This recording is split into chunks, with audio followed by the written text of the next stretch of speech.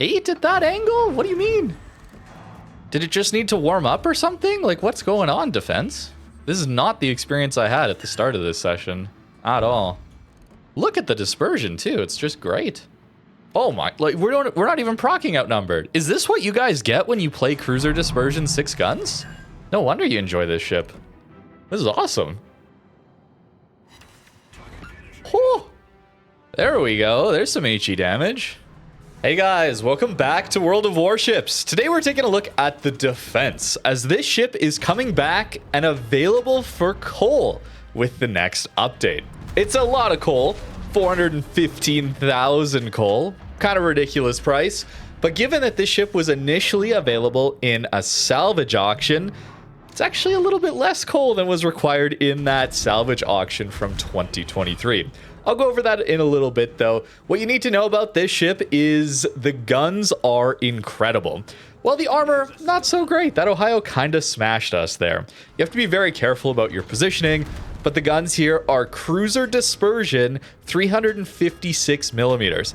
Also with Des Moines pen angles on this AP and short fuses, while the HE gets 89 millimeters of pen and 41% fire chance.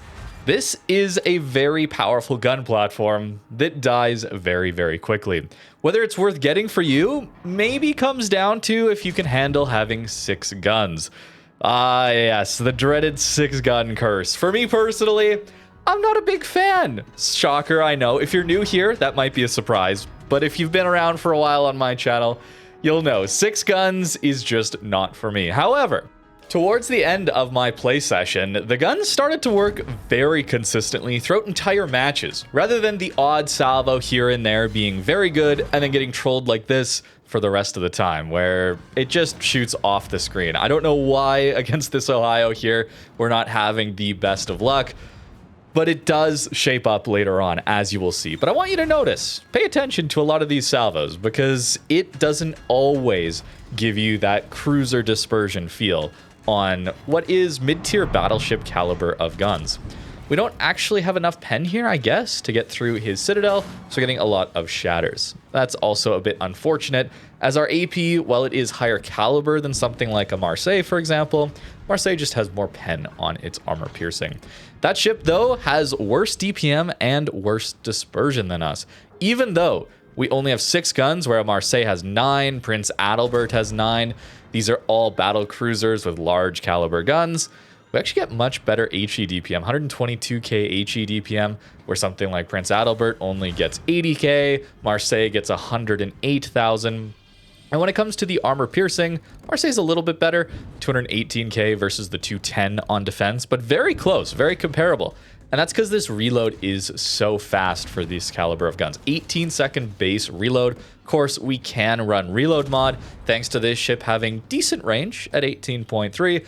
But more importantly, our concealment is absolutely incredible for this gun caliber. Nothing really comes close when you have this gun caliber. Sevastopol, Prince Adalbert, Marseille, they just can't compete. Yoshino, they just can't compete with our concealment here. And that's what you need to play this ship as. A very stealthy flanker. You need to get in the right position where these guns can deal massive damage while reducing the number of enemies that can shoot at you. You will die very quickly. This citadel is well above water. Our upper belt is only 30 millimeters, so all that 457 AP is going to be overmatching right through us. As you can see, it's a pretty large hull. Our deck armor is 40 millimeters, which is nice, but to fire all of these guns, you'll need to give some broadside and exposing that 30 mil upper belt. Our bow and stern are only 25, so we're going to get overmatched by every battleship with that at closer range. And since the citadel is so gigantic, at close range, they'll punch through your bow and right into your bow citadel. The guns don't have the best shell velocity, as well as the AP losing a lot of pen towards the longer ranges. So you want to play close, you want to flank, and yet the armor just doesn't hold up.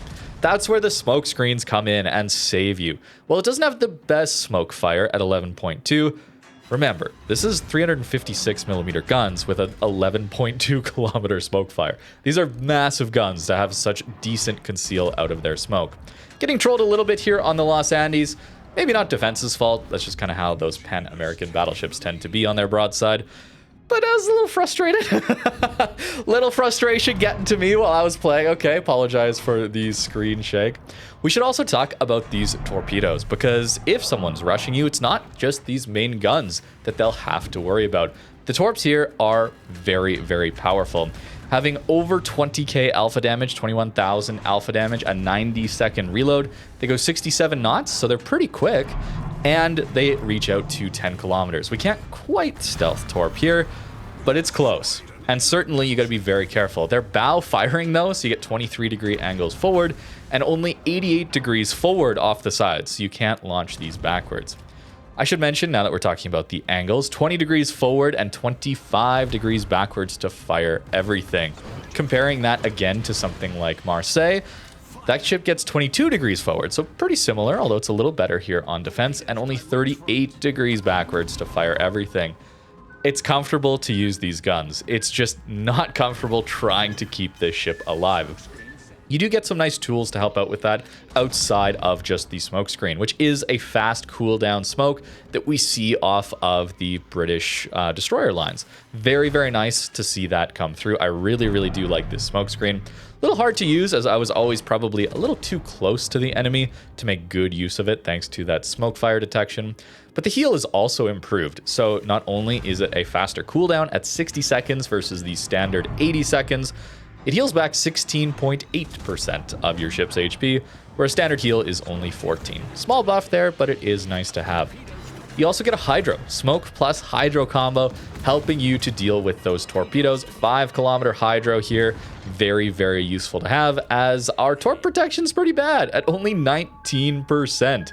Something like Marseille gets 25, Prince Adalbert 37. Those torps hurt. Definitely recommend having your hydro up before pushing. Advice I should have taken in this one. Broadside Shikuma should be a pretty easy thing to get some decent damage in.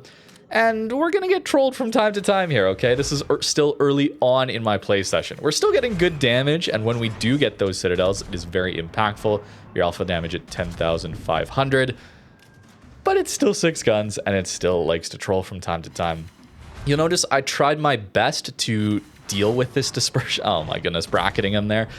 I tried my best. I even gave up running some of the reload upgrades on my commander, instead opting for outnumbered. Every once in a while we activate that, and that's 10% bonus dispersion.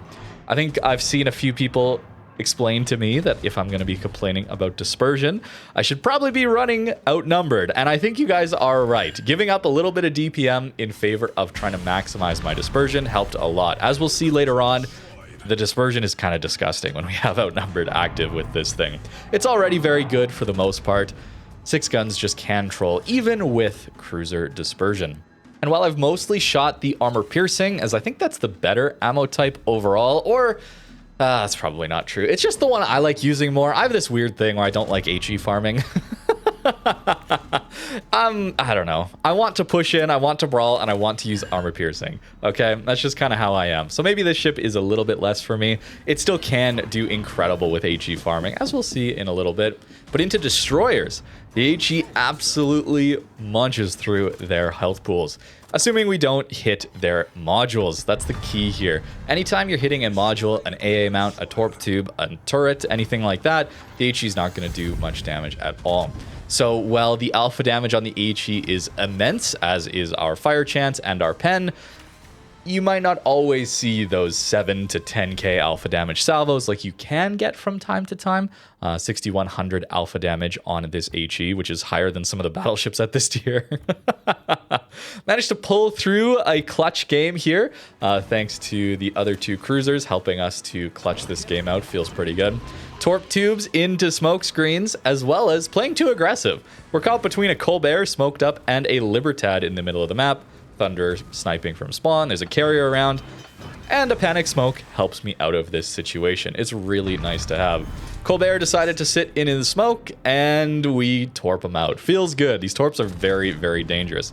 Does not take much to take out an enemy cruiser with them, or even battleship. You can single launch them or do a narrow spread as well, so you can have that funny little Congo line of torpedoes of death. They'll do a lot of damage if they all hit. Unfortunately, shells go a little bit high on this Stalingrad, but here in this game, especially towards the end, you're going to start to see these guns shape up and actually start working incredibly well. I found myself wanting to play closer island positions where I can poke my nose out from around the island and typically not be detected. If you didn't know, the main detection point on your ship, I believe, is the highest point on the mast. So on the Monty there, it would be that highest part of a superstructure for us as well. So we can poke out our front guns around islands, and assuming it's a tall, steep angle of an island, we can actually fire around islands while being undetected. Double sit into that Moskva there, and starting to feel like battleship caliber guns when 2 citadels is over 20k alpha damage. You don't always get that with cruisers. Battle cruisers, certainly, but less consistency out of battle cruiser dispersion. It is full cruiser dispersion, and while that still can troll from time to time for a 6-gun ship, it is very, very nice to have. Now we got to talk about this distribution method, okay? I'm sure it looks insane. 415,000 coal. All the other coal ships are like 200k-ish, right? Or 250k. Or even maybe a little bit less, depending on their tier. So a massive, massive jump. But this ship was available in the Christmas 2023 salvage event with Kitakami, as well as Ferruccio and Ellie. Actually, Ferruccio, that's the same as Optio. Interesting that Ferruccio came back similar time as Defense. Anyways, for this salvage event, you could use your coal, you could use steel, you could use research points, or even some of your premium time to get progress towards these premium ships. Defense was 40% of the way through, so you need to get essentially 40 stages. And for each stage, you could use 19,000 coal per stage. So 40 stages at 19,000 coal is 760,000 coal. So for those that got defense, and let's say they used all coal back in the day, yeah, that is a lot more than the 415k that it's coming back for. Reminder, you also have oh, look at the dispersion, 17k from just full pens. Sorry, back to the resources. You also have a discount coupon that refreshes every 6 months or so after use on coal or steel, so you can use that on this one. And I would highly recommend you do. It's percentage based, of course, so you're saving much more coal. Same percentage, but if you use it on a ship for worth 150k coal, well, it's not nearly as much actual coal value as you would save on this ship for 415,000 coal. Now, you also, in that event, had the option to do 16 phases, or 16%, in premium time. So let's say you used all your premium time and then still used coal, which was 960 days of premium time. That's a lot. But then it's still 456,000 coal on top of using the 960 days of premium time to actually get defense. Now, you did get Ferruccio and Ellie, but Ferruccio, same as Optio, last month's battle pass was 2,500 doubloons, so these days the value of that is a little bit less, of course. And that's pretty interesting that even with using all of that premium time back in that event, it was still more coal. Still would have been more coal used if you wanted to get defense.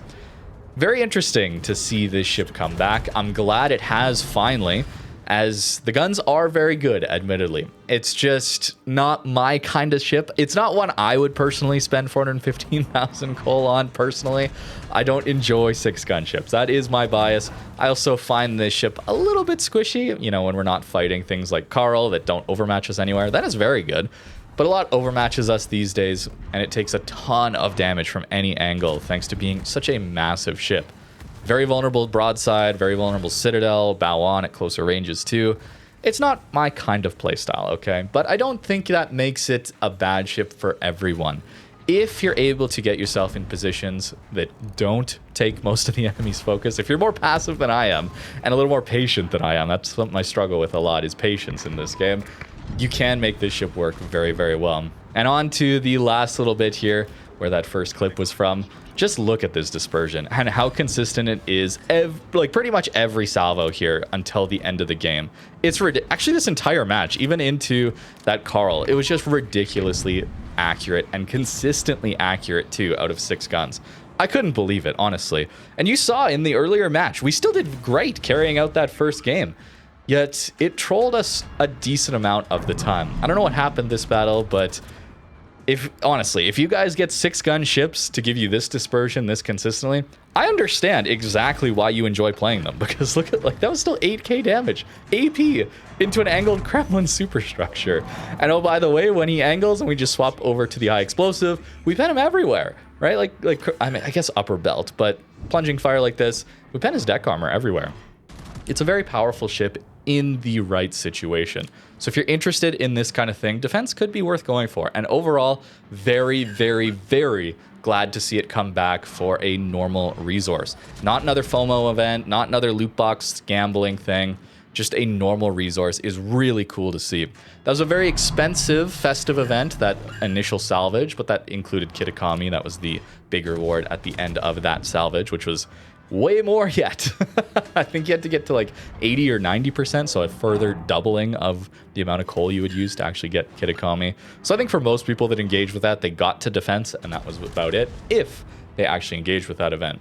Most people, though, probably did not, given the amount of resources it required. So very happy to see it come back. I'm hoping that as Wargaming continues this trend, I hope they can continue this trend where we see Lucian coming back. I want to see a lot of these ships that have been time locked or FOMO event locked, where there's only 1 or 2 months where you can have access to these ships if you grind out certain events and pay a lot of money a lot of the time too, and then they never come back, which is really disappointing to see. And I really hope Wargaming continues this trend that they seem to have been doing over the last couple of updates, getting more for free-to-play players or even people who spend $10 to $20 a month on the game, allowing them to engage more with some of this very fun, different content. These different playstyles are very interesting. I already talked about that with the Lucian and Dockyard ships, but even ships like Defense, it is a very different playstyle. The closest thing on the tech tree, I guess, would be Marseille, but Marseille is much tankier and could flank a lot better, in my opinion. It just doesn't have quite the same dispersion and caliber of guns, I suppose. But I guess that would be the closest analogy if you're wondering if you would like Defense. See if you enjoy Marseille and imagine that ship a little more consistently accurate, but dying much quicker. Didn't show it here too much, but there were plenty of games where I died very, very quickly in this ship. But I wanted to show off the strengths because I know generally how I'm going to talk about a 6-gun ship, especially one with battle cruiser guns. I'm probably not going to be quite as positive. So I wanted to show it in its best possible light as well, since you guys know I'm not the biggest fan of battle cruisers in this game overall. It is still definitely a good ship. And while we didn't get any fires really on that Kremlin, notice that he didn't really have his damage control immunity time up. He wasn't on a fire either. We just got like 49 hits in one fire. I'll take it though, considering how disgustingly consistent that dispersion was that entire game. And while of course this price is very expensive, I'm not too worried about it. Maybe that's just because my standards are so low at this point, but I'm pretty happy overall to see this ship just permanently available in the Armory for coal, being added like that. Yes, it may take you a long time to grind towards it, but it's not locked in some FOMO event. And whether or not it's worth getting, that is completely up to you. Now, our Citadel is not quite as bad as this camo might lead you to believe, but it's close, okay? 25 overmatched by all the battleships at your tier. 30 here, overmatched by most of the battleships you'll be fighting, because most people play the battleships that have overmatch these days. And 40 is okay, but you're gonna get hit mostly where it's not 40 millimeters of armor. Let's be honest here. This is not a very tanky ship at all. And if we peel back this armor a bit, look at that Citadel. Try and angle it at close range, doesn't matter. All the battleships that know where to aim, they're gonna smash right through for a ton of Citadel damage. And if they don't, you know, maybe they hit back here like that Ohio did in the very first portion of that first game, it still was like 25k in full pens. It's so much damage. It is crazy. And then that is a vulnerable broadside as well. Well above water. Only 229 millimeters. I guess it's a bit spaced. Although whether or not that spaced armor helps much when it's only 30, I don't know. It takes a lot of damage, all right? It just takes a lot of damage. 10.1 detect on this caliber of gun, though, is very good. We're not the fastest, not the most maneuverable, but the turning circle radius is pretty good. The AA is very much not great, but we have the smokes to hopefully deal with some carrier focus, as well as generally play around your teammates with a ship like this one would be highly recommended. 10-kilometer torps that deal a ton of damage and reload relatively quickly is very nice to have. The guns, only 6 of them, but a 15.8 second reload time here with the reload mod, as well as cruiser dispersion. Turn time is a little bit slow, but considering you should be bow on facing your enemies, generally you're going to have guns on target relatively easily. HE and AP are both absolutely amazing. Decent amount of hit points though, gotta say. As for the commander build, I went with this. Simply because the fire chance is so high, I didn't go demo, and I was a little worried about some carrier focus, so I had the 2 points to throw there. You can really do whatever you want with those. Highly recommend Gunfeeder. You want to be able to use both ammo types. They are both excellent. Recommend Grease the Gears as well. I went Survivability Expert because I found myself dying a lot very quickly. That plus Superintendent, healing, very, very important here too. Concealment, I guess you could forgo concealment and then take top grade instead, getting you that 8% reload when someone is spotted within your detection range on the enemy team. But I went with outnumbered conceal instead. I valued the dispersion buff more than the little bit of DPM buff I would gain. What do I complain about more, guys? That's what it comes down to, for me specifically, okay? I complain about dispersion a lot, especially with 6-gun ships. It's pretty common for me. So buffing that as much as I can, trying to help that out as much as I can, makes a lot of sense, I think. And Adrenaline Rush, bit of a no-brainer there. That skill is just so good. Upgrades looks like this, taking the extra hydro duration. I wanted a lot of hydro duration, allowing me the best possible chance of not eating a torpedo with an only 19% torp protection. It's still, it's a hard ship to play though, I gotta say. I had some good games in it. The guns did perform, but overall, it's a very squishy ship with decent guns. I wouldn't even say they're amazing guns simply because they are inconsistent. When they hit, they are amazing, but they're not always going to hit, at least in my experience. But let me know what you think in the comments down below if you already have a defense. That way people can get alternate takes down there. Wider variety of opinions is always a great thing when a ship is this much coal. It's a lot of resources to invest, so make sure you get multiple opinions before you go looking for that. And maybe get yourself a Marseille and see if you like that kind of playstyle. Well, that's going to do it for me today. Thank you very much for watching, and I hope you have a great rest of your day.